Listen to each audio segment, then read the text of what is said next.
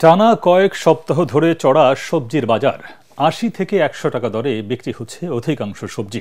বিক্রেতারা বলছেন, বাজারে শীতের সবজি এলেই কমবে দাম। এদিকে ইলিশ ও সামুদ্রিক মাছ ধরা বন্ধ থাকায় দাম বেড়েছে মাছ ও ডিমের। প্রয়োজন আর সামর্থ্যের ভারসাম্য করতে দিশেহারা সাধারণ মানুষ। সাপ্তাহিক বাজার দর নিয়ে তরিক ইসলামের রিপোর্ট। বৃষ্টি উপেক্ষা করে শুক্রবার ক্রেতাদের ভিড় রাজধানীর কাউরান বাজারে।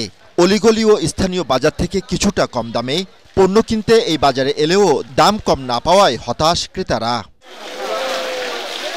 টানা কয়েক মাস ধরে দাম চড়া সব ধরনের সবজির। পেঁপে আর আলু ছাড়া ৬০ টাকার নিচে মিলছে না কোনো ধরনের সবজি। মিলে চালাইতে হলে তো ভাই কিনতে হবে, খাইতে হবে না, খাইতে হলে তো কেনা লাগবে, বুঝতে পারছেন? আমাদের দাম তো আগের থেকে বাড়তি। বাজারটা মূলত নিয়ন্ত্রণ হয় সিন্ডিকেট।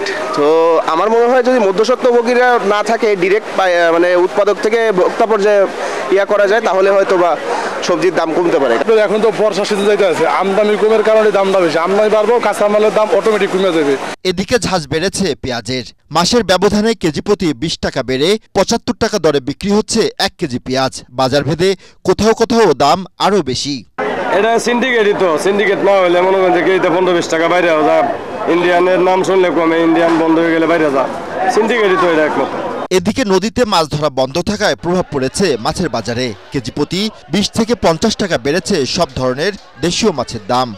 আগের মতো কিনতে পারে না দেশীয় মাছ, এখন তো সমুদ্রের মাছ এখন বন্ধ, যেহেতু এম্বার্গো আছে, সেই সুবাদে যে এখন বিলের মাছ, খালের মাছগুলি একটু দাম বেশি।